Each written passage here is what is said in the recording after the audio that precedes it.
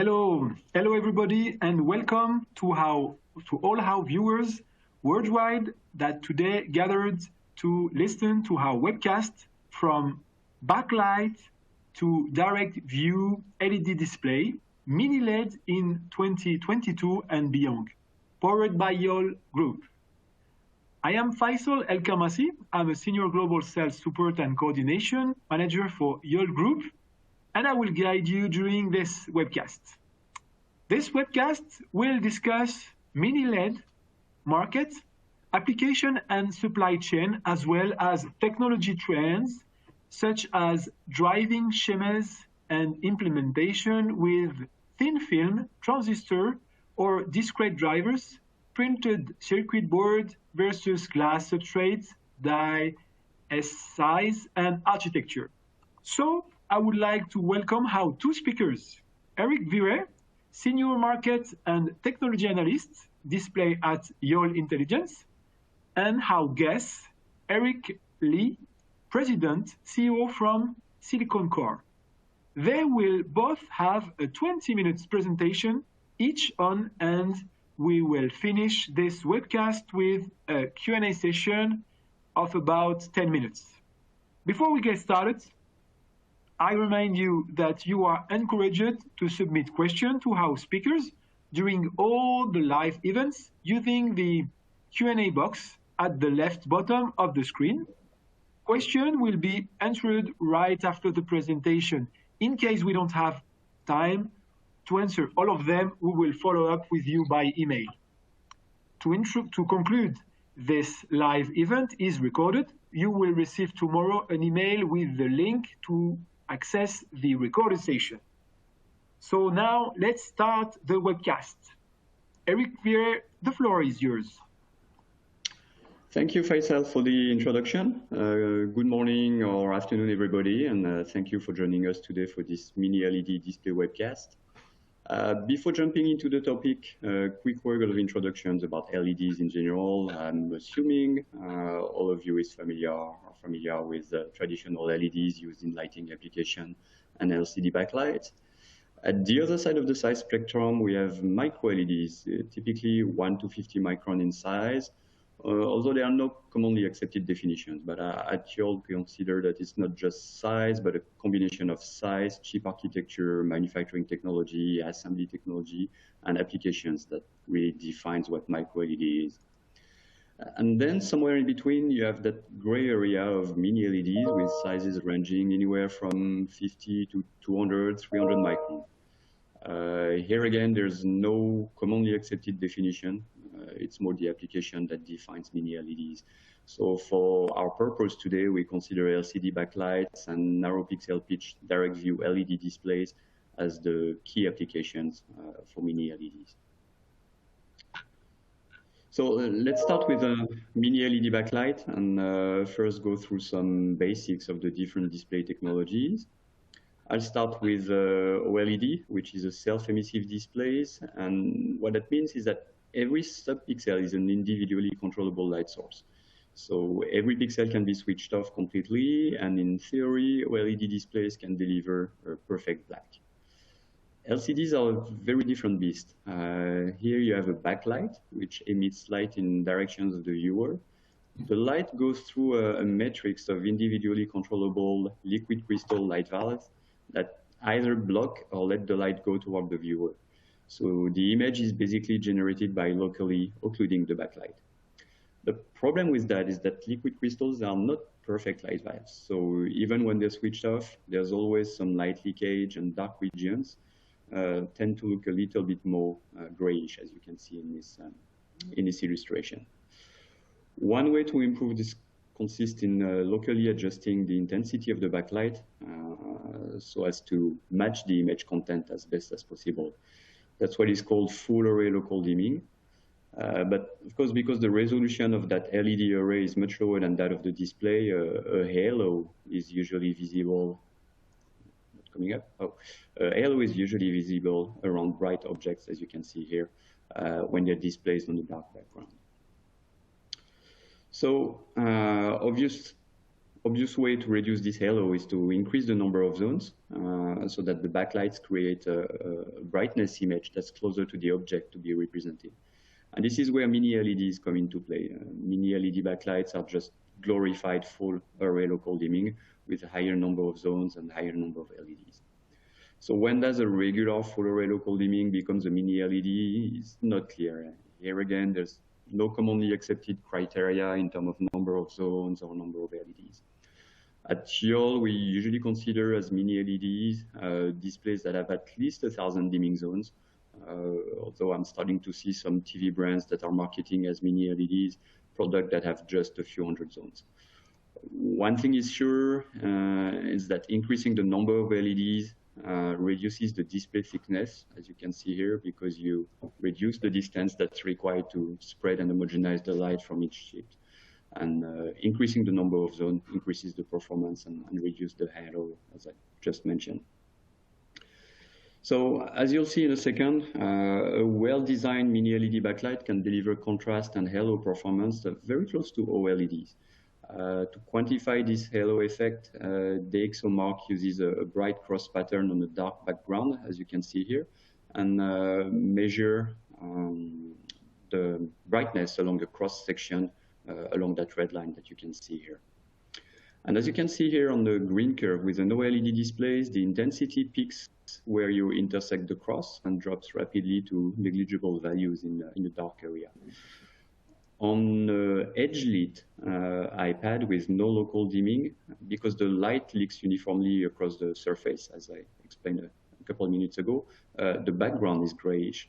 But with a mini LED iPad, which has more than 2,500 zones that are, if I remember well, around 4.5 millimeter each, the performance gets very close to an OLED tablet. Here, I just want to show that designing a mini LED backlight goes far beyond just deciding on the number of zones and the number of LEDs. There are multiple architectures possible in terms of driving, assembly substrate, LED types, optical stacks, etc. So I won't go into the details. For those who are interested, you can refer to our Mini LED 2022 reports for a detailed analysis of each of those technology bricks. But as you can see here, a Mini LED backlight is actually a fairly complex piece of engineering with a multiplicity of trade-offs. So to better understand those trade-offs, we've partnered with some clients and with YOL System Plus, PCO, and DxOMark to conduct tear-down, reverse costing, and performance analysis of various mini LED displays. Our goal here was to see how each company's design choice impact the cost structure and the performance. So for example, you can see here that on the Samsung Neo QLED TVs, they use about 12,000 LEDs for about 1,300 zones, but they need those 8 millimeter tall spacers to allow for the light to spread and disperse and homogenize. TCL, on the other hand, prioritized the thickness reduction, and they use 96,000 mini LED for a similar number of zones once you've compensated or adjusted for the display size. And as you can see, that's a choice that obviously has an impact on cost, with the TCL backlight being approximately 70% more expensive on a per area basis. So if you look at the first generation of flagship TVs introduced by different brands in 2021 and early 2022, it's all over the place in terms of number of LEDs and zones. We expect, however, that in order to optimize the cost to performance ratio, designs are probably going to mostly converge toward maybe a couple thousand zones and 5 to 20,000 LEDs. A good example is we just saw the TCL 2021 flagship mini LED TVs that had 1,900 zones and 96,000 mini LEDs. If you fast forward to 2022, the flagship model keeps about the same number of zones, but drops the number of LEDs by a factor of almost 10x. The trade-off being an increase of about 5 millimeters of the thickness. So mini LEDs are still in their infancies, and there are still many opportunities for cost reduction. The first one is in terms of component cost, with cheaper LEDs enabled by larger dedicated mini LED fabs. better and cheaper substrates, drivers, optical films, etc. In some of the devices we looked at, the optical stack has up to 8 different films. But we're also starting to see designs where films that combine multiple functions are put together. Then there's some gain also on the backlight architectures. We mentioned how better chips, drivers can help reduce the number of components. And of course, like in any industry, there are gains from manufacturing, supply chain efficiencies, etc. So it starts with better tools to assemble the mini LEDs, but also increased competition at all levels of the supply chain. And in some cases, vertical integration could also reduce margin stacking. Speaking of supply chain, there's something interesting happening with mini LED. If you look at the bill of material of a TV, traditionally the liquid crystal panel dominates. But in today's high-end mini LED TVs, it's the backlight unit that dominates. So the value is kind of being transferred from the liquid crystal panel toward the backlight. So since the mini LED has much lower capex requirement and barrier of entry compared to LCD panels, we're seeing many players along the supply chain trying to capture this value and make mini LED backlights. So let's look now at the market. The curve you see here shows the percentage of total TVs sold in various price bands. You can see, for example, that more than 75% of the TVs sell for less than $600.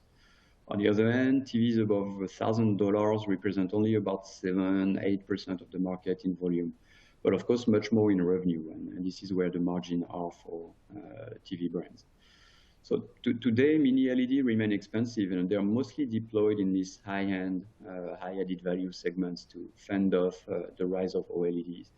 But OLED are slowly coming down on cost and eating away at LCDs in these segments. So for this reason, to remain strong in that space, mini LED tend to focus on specifications that are more difficult for OLED to achieve. For example, large size, so 75-inch and above, or 8K resolutions, etc.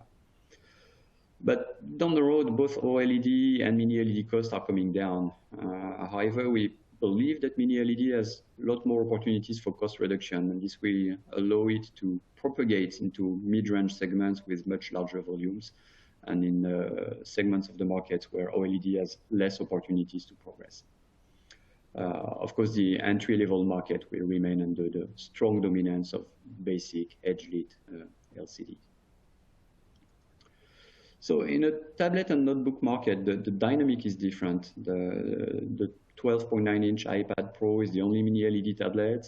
For laptops, there are multiple options, but the MacBook Pros also from Apple are dominating the mini LED segment. But in both applications, OLED adoption is accelerating and about to accelerate further for two reasons. The first one is that graph I'm showing here. In terms of capacity, many OLED makers are planning to invest in new Gen 6 and Gen 8 fabs that are aimed specifically at notebooks and tablets. So if all the fabs that have been announced come to fruition, the OLED capacity for IT applications could increase by up to a factor of 10 over the next 5 years. Granted, not all can come to fruition, and it's also starting from a pretty small base. So nevertheless, it's still an impressive growth. And secondly, at the same time, OLED manufacturing, materials, technologies are also all improving. So overall, the OLED cost is going down, performance is going up, and availability is increasing. And what that means is that by the end of this period, we expect OLED to be able to serve a much broader range of products, from top performance, high-end devices to more cost-sensitive mid-range products. So all this is going to seriously reduce the market space in which mini LED operates by 2025, 2026. So to summarize on this mini LED backlight market, overall we're expecting a strong growth of mini LED devices, but the dynamic will be different in each segment.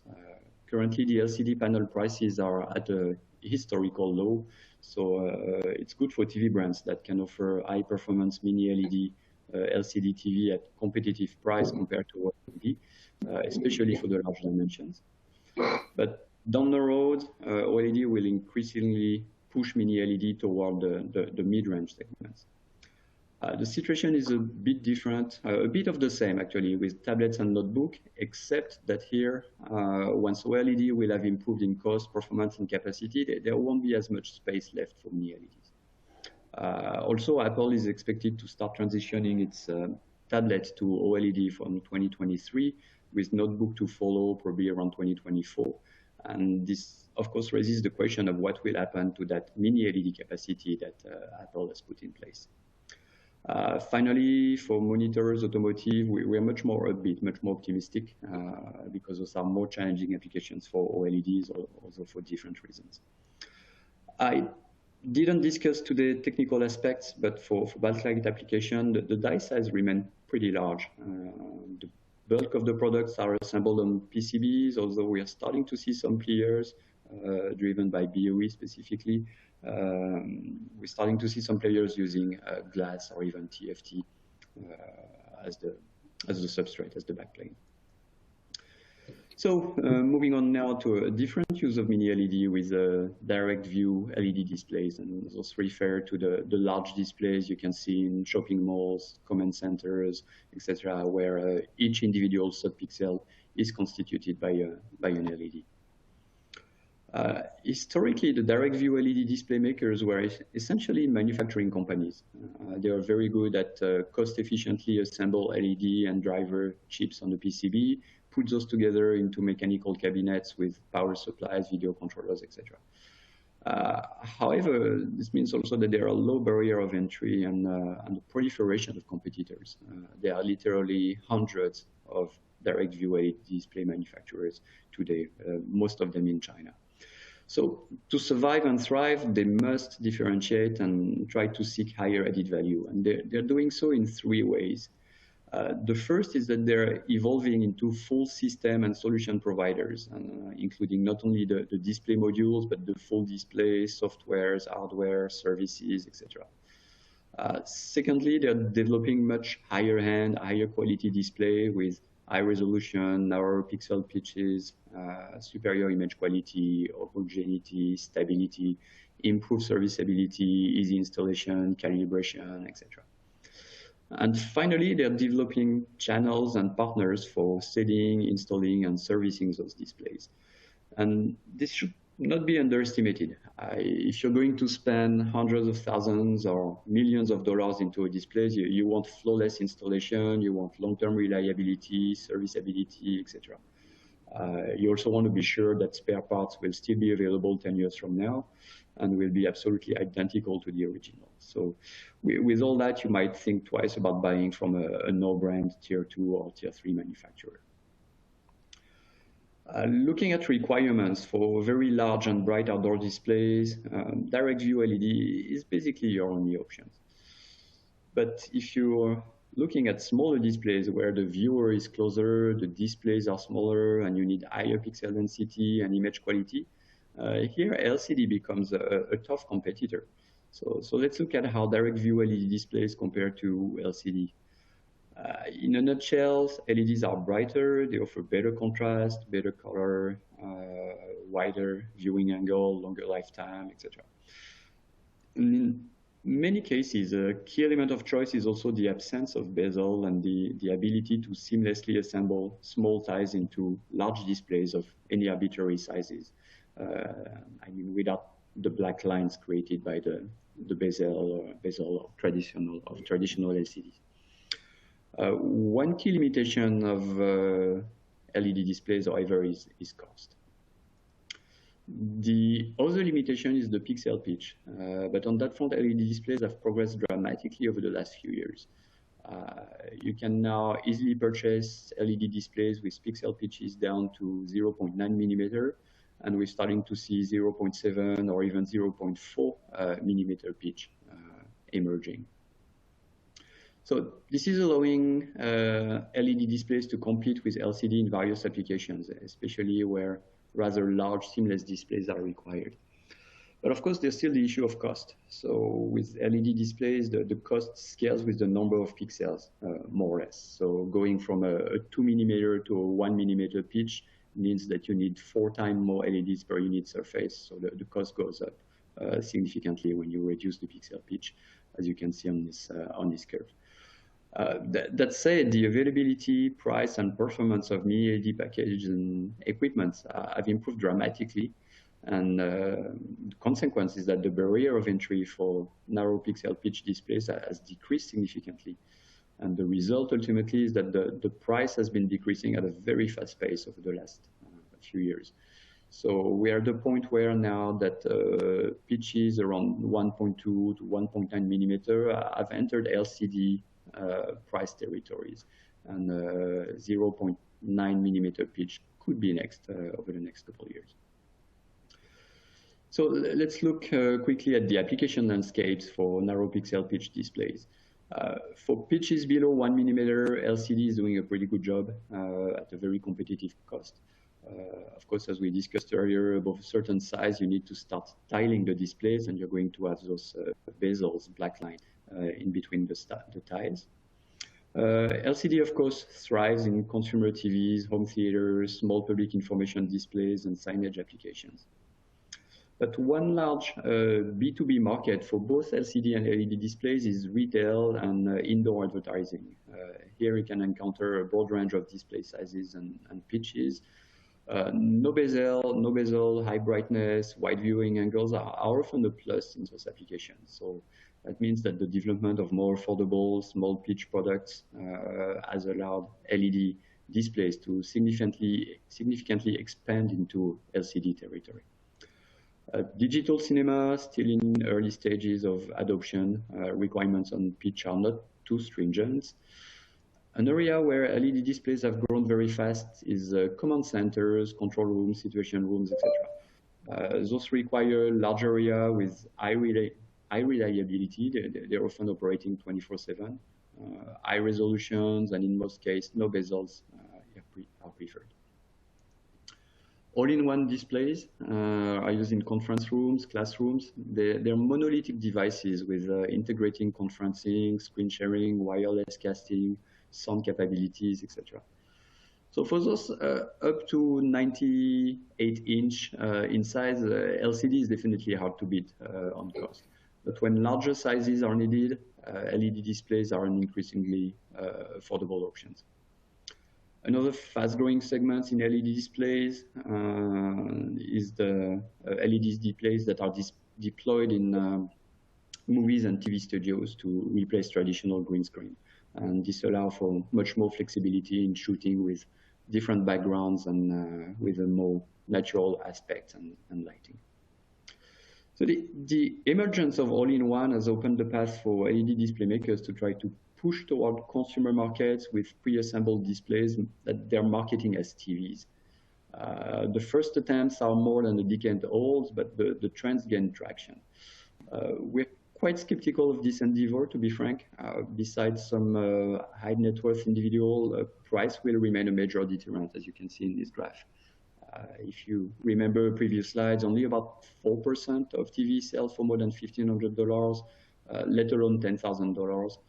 So today for direct view LEDs, the price tag ranges from $50,000 to hundreds of thousands of dollars, depending on size, resolution, etc. So there's still a long way to get to even $10,000. And to achieve that, mini LED would have to essentially converge with micro LED. By that I mean adopt mass transfer assembly techniques, micro LED sized chips, just a few micron size, active matrix TFT or microdriver architectures, etc. So that's an entirely different beast, and I refer you to our extensive micro LED coverage if you want to explore that in more details. I won't talk much about technology today, just wanted to say that there are 3 major LED packaging technologies to manufacture narrow pixel pitch LED displays. RGB SMD packages that integrate the 3 red, green, and blue LED chips into a single package are by far the most common. You can assemble them with standard SMT equipment. More recently, we've seen the development of chip-on-board or even chip-on-glass technologies, where the mini LED chips are assembled directly onto the PCB or glass circuit. But to do that, you need to switch from SMT assembly to a high precision, high throughput die bonders, usually flip chip die bonders.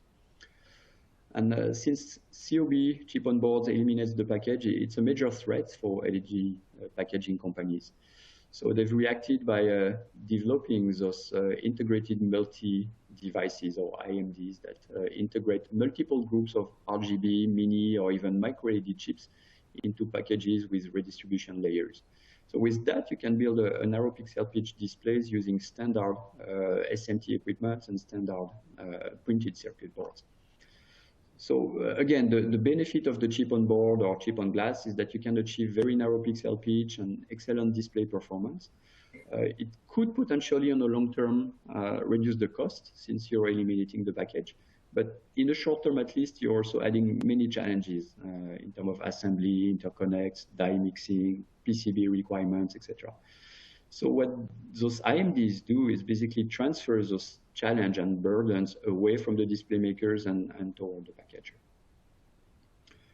Here's an example, for example, of what LED packaging company NationStar has been offering over the years to enable narrow pixel pitch with SMD assemblies.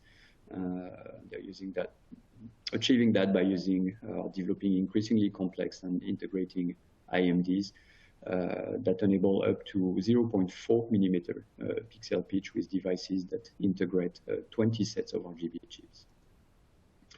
So to conclude on those direct view LED displays, they're increasingly competing against LCD thanks to cost coming down and the reduction of the pixel pitch. The race is now on for pitch as low as 0.7 millimeter, and we're even starting to see 0.4 or 0.3 millimeter.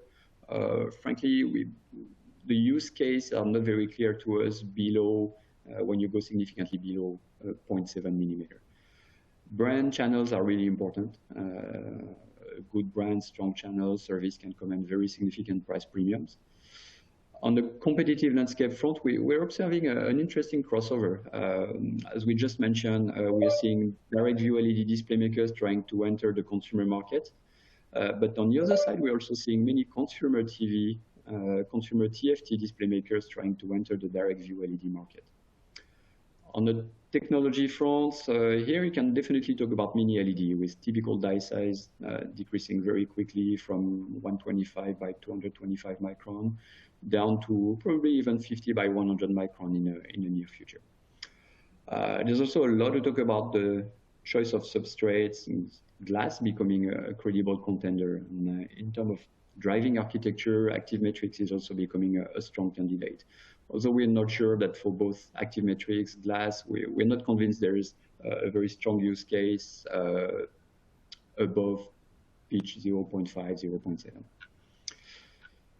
0.7. Just a word of conclusion. So unlike micro LED, which remains at a relatively early stage, mini LED are already commercial successes in both LCD backlights and direct view LED applications. This has driven significant investments with more than $15 billion already spent or pledged into mini LED over the last 3 years. As you can see, this is driven mostly by China, and we're expecting investment to continues and market to keep growing for both applications.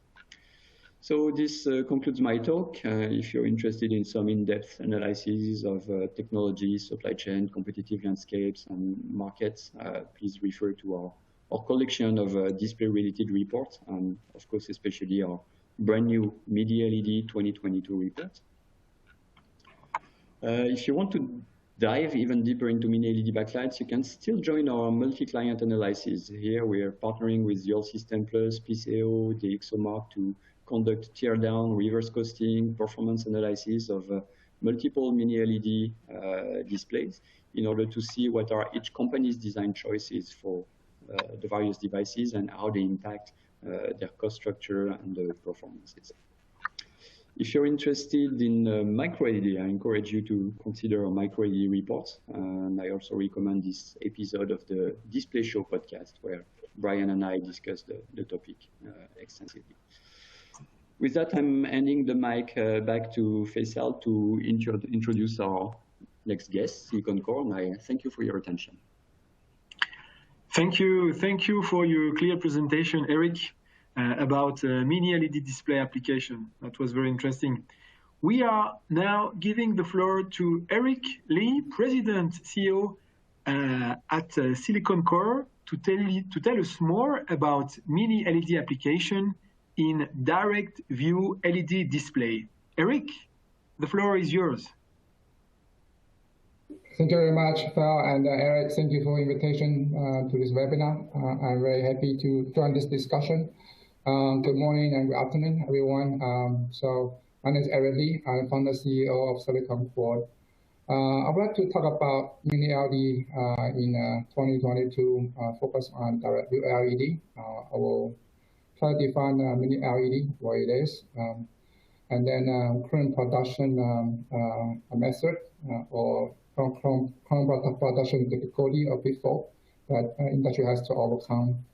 And then we'll talk about a little bit about the electronic side, driver and controller need to develop and to make mini LED more successful. And then finally, I will point out a market that mini LED can definitely play a great role. I predict will be high volume production very soon. So as Eric mentioned, there are lots of different kind of package exists in the market in production on traditional SMD, RGB in one device, or IMD, and then also maybe micro LED in package. I think we focus on chip on board, eventually chip on glass. That will be the ultimate application or manufacturing method for mini LED to be popular. So I agree with Eric that LED crystal range in size between 50 micron to 250 micron. We can call it mini LED. I think it's a bridging device between regular bigger size LED to micro LED. So lots of the technology or packaging or substrate can be overlaid between the mini LED and the micro LED. So to make mini LED into production, very different method would be very good foundation for micro LED introduction. I believe in the next several years, mini LED production will become very mature and popular and will be dominant in the marketplace. So a little bit of background about mini LED. Typically, it's a flip chip device. And so this is flip chip. The pad is at the back, so we have a much larger emitting surface. Therefore, it's brighter. And it can be directly mounted on the PCB or glass substrate, right? So no bonding wires needed, and manufacturing can be less complicated. So cost saving about removing the bonding wire can offset additional manufacturing costs, increase of flip chip with flip chip manufacturing. That is more complicated than the traditional LED. So all in all, if we manufacture correctly, mini LED should be lower cost, high efficiency, and high resolution than current LED can offer. And they will explore into new market segments.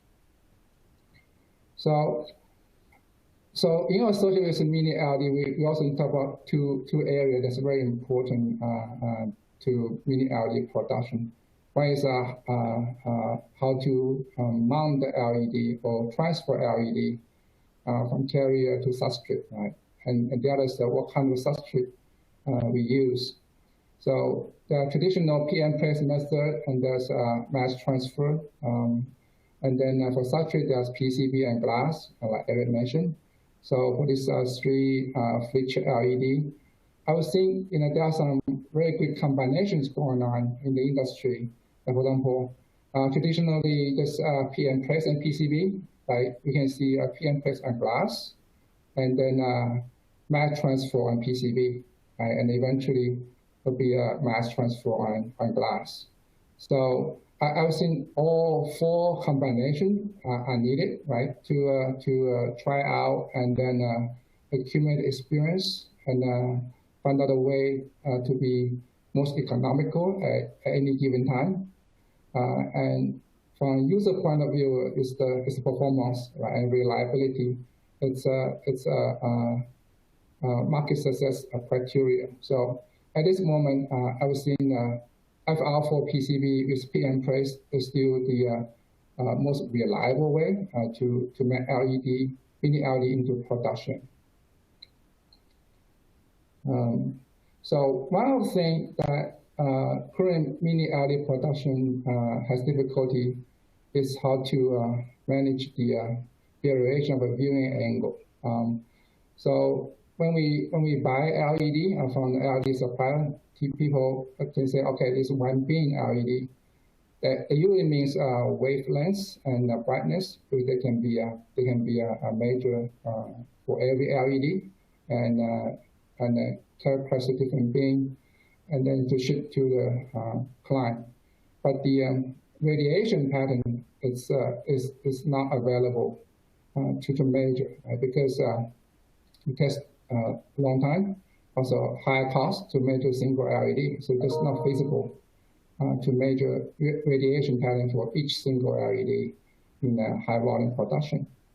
So in order to attain a uniform screen, a beam mixing method or dye mixing method has to be developed to mix different viewing angle LED fully randomizedly, so that no color shift will be observed.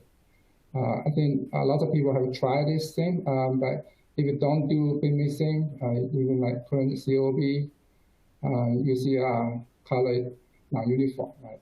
Especially off-axis color uniformity is a big issue. So I would think this one of the biggest problem that current mini LED production is faced, because mini LED is so small, it's very difficult to do proper beam mixing, or there's no proven method to do that.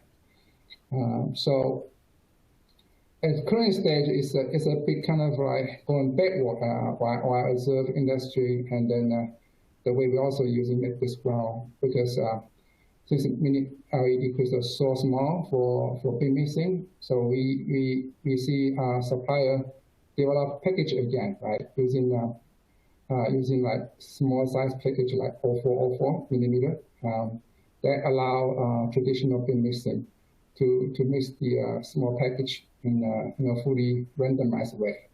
So this way, at least you can make mini LED available in volume production, and then improve performance, improve the uniformity.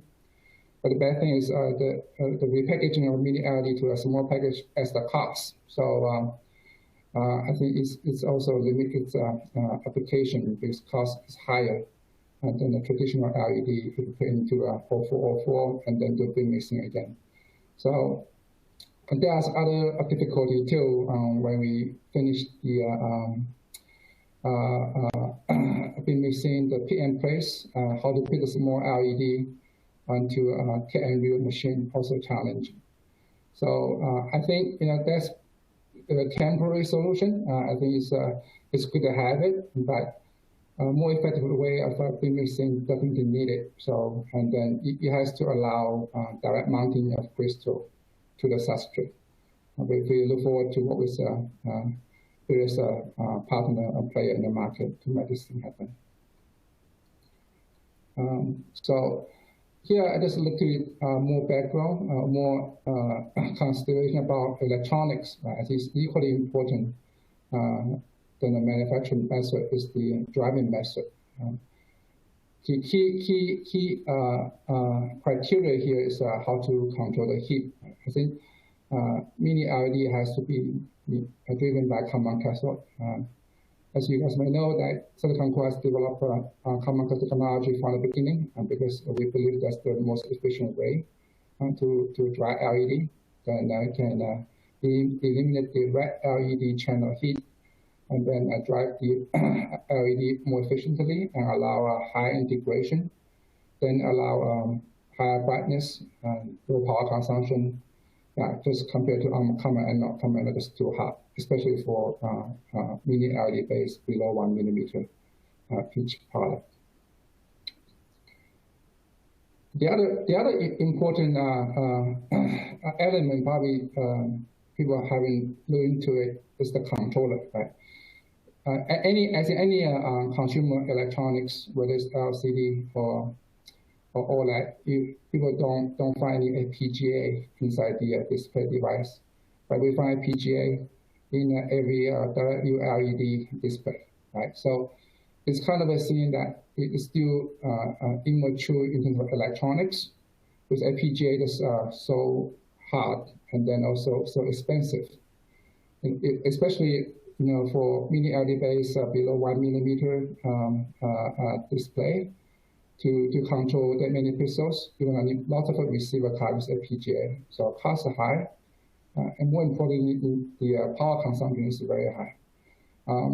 We see usually the FPGA power consumption, receiver card power consumption now below 1 millimeter could be between power consumption wise could be between 25% to 50% of the running power consumption.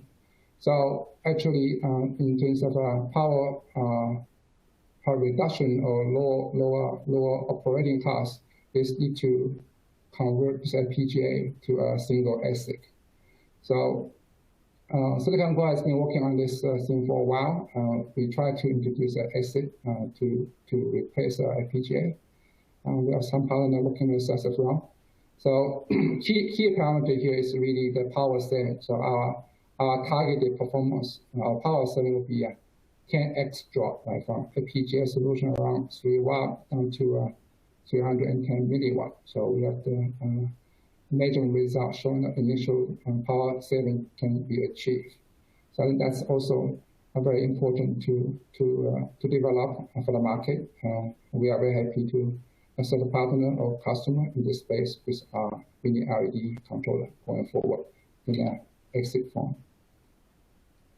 So this kind of a brief introduction about our kind of component and problem that we're facing in mini LED for direct view.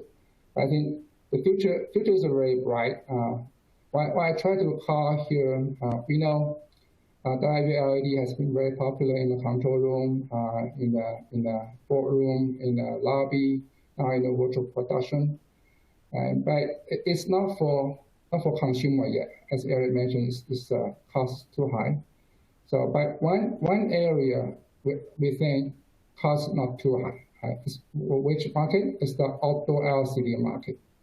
Outdoor LCD has some major problem, I would say, right, compared to LED, because it's very hot, and the outdoor LCD itself is not cheap, right, compared to indoor LCD. And then operating life is short, usually about 2 or 3 years. The most difficult, more challenging problem really the maintenance and then cooling of the outdoor LCD. So the running cost is very high. So we're saying if a mini LED has a lifetime of 10 years, then probably one sensor LED panel can be 3 times more than LCD. So I think at this moment, if we can make mini LED into outdoor environment, the cost structure is already there. So because the total cost of ownership of a mini LED display will be lower, I say it will be lower than LCD. Total cost of operating plus LCD plus the change over the LCD over the years. All those costs, it's accumulated actually is higher than the direct view LED. So direct view LED probably does the initial cost higher, but running costs much lower and longer lifetime. That all can contribute very good market adoption if we can introduce the mini LED outdoor display in high resolution well. So what's not available? What was not available? It was like the traditional LED. Why is not going to replace the outdoor LCD? Because traditional LEDs are not bright enough, and also it cannot go to high enough resolution. And mini LED really can overcome both. It's a very high resolution, and then a flip chip LED actually is much more efficient than the traditional LED. And plus, LED mini LED display can be very modular, so it can be different shape and size, and it has better image. So I think it's very natural to develop mini LED display for outdoor application and replacing the outdoor LCD. So here on the right, I show a picture of one of our partners called LED Media from Bosnia. They're very motivated to be working with us to replace their LCD with our mini LED outdoor display. So I'm very excited to work with them. I think maybe later this year, early next year, we will see a lot of mini LED display replacing the outdoor LCD. So that's the kind of market I'm calling out, that mini LED is perfect for it. The market is very big. So that's conclude my talk. Yeah, thank you very much. Thank you. Thank you very much, Eric. Thank you. For your very interesting presentation. We receive many questions in the live Q&A box that we are about to answer now. So maybe we can start, maybe with you, Eric Beret, with a question. What does the typical supply chain look like for LCD backlights?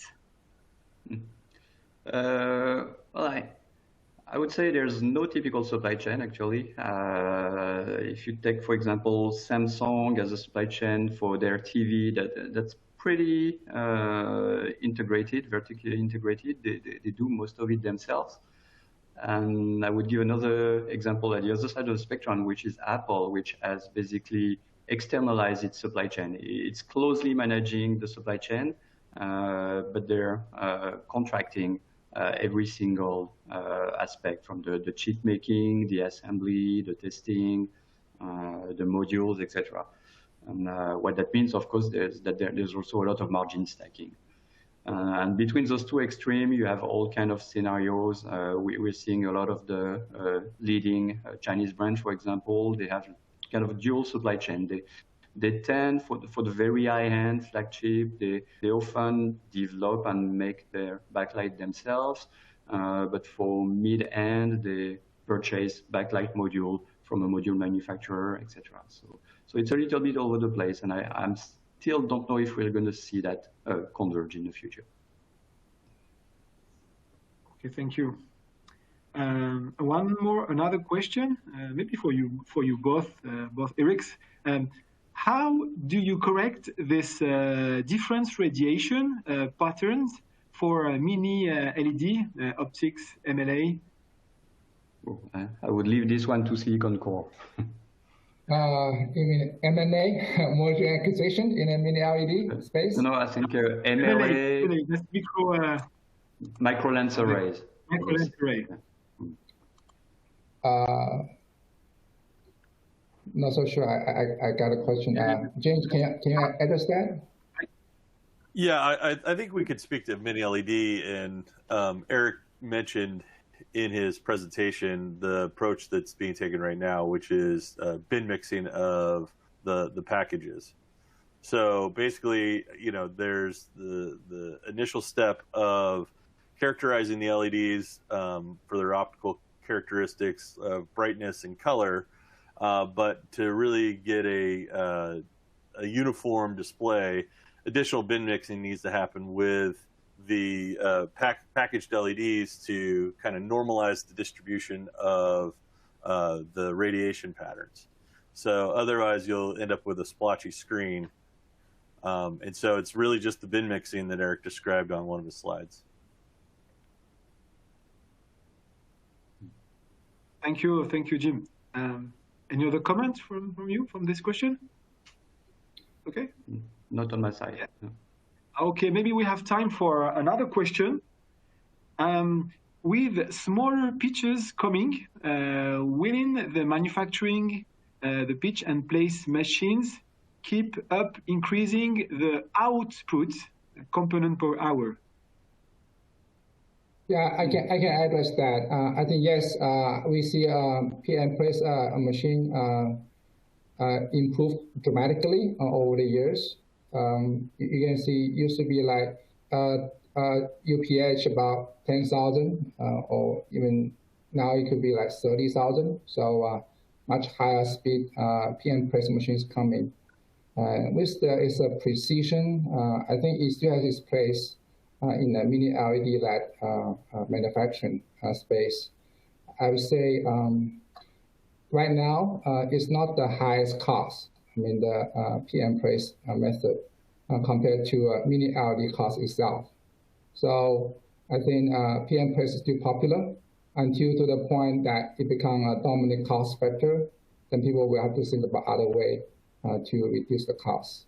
Right now, I think compared to PM press cost, mini LEDs cost itself is still much higher. So it's a very good progress from them. Okay, thank you, Rick.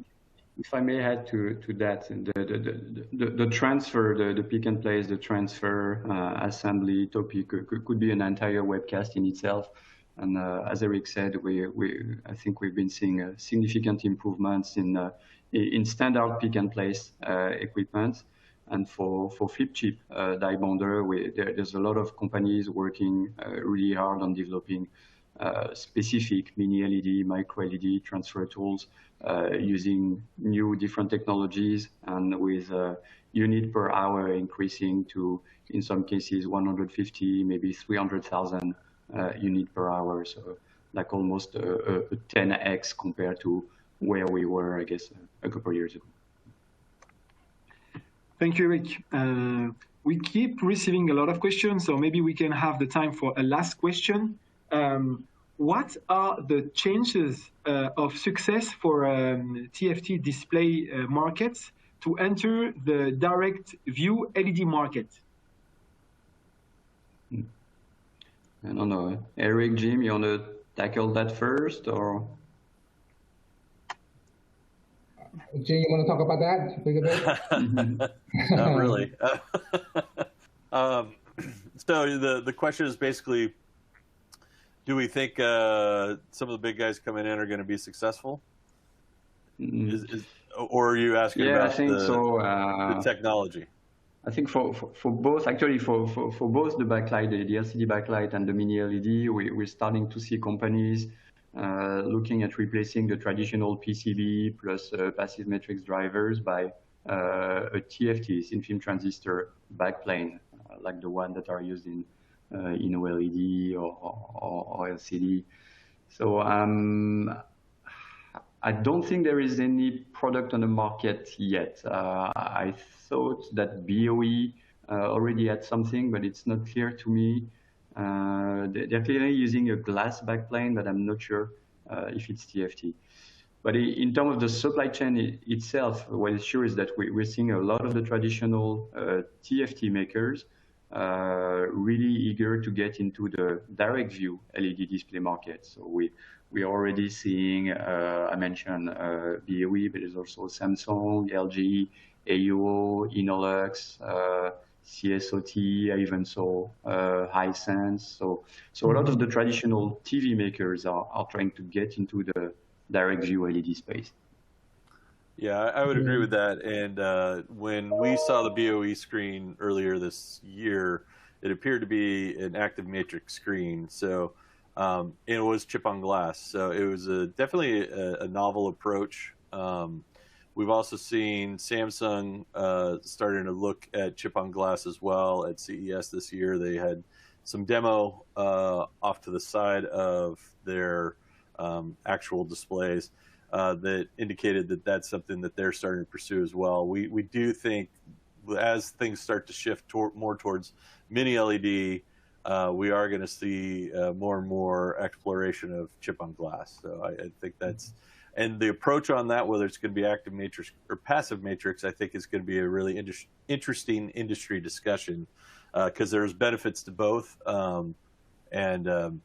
the approaches definitely have implications on the power side of things. And then there's also existing technology that people can tap into with, going the active matrix approach as well. So. Yeah, I just have a quick comment on that. I think for large screen, it may be difficult for asymmetrics, but I think for consumer eventual screen with MiniLED or micro LED, asymmetrics has some advantage over the passive from a cost standpoint and ease of manufacturing. For MiniLED, for example, for outdoor LCD application, I think asymmetrics is not a good fit because it doesn't produce high enough power to drive high brightness you require. So I would say if you really go into consumer market, I think asymmetrics will be a good fit, but we don't see it right now.